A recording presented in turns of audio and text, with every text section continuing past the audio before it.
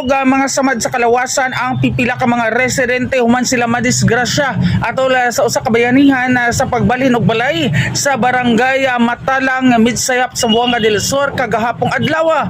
Subay sa inisyal nga report na kalit lamang nahagsa ang maong istruktura samtang gisuwayan kini og alasa sa mga residente pinungdan usab sa pagkaangol sa pipila kanila. Ako yung pambansang maring para sa iba balita.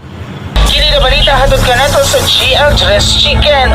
Mura, sariwa, sakto sa timbang with Lucky Farm Fresh. Saan ka pa? GL Dress Chicken na!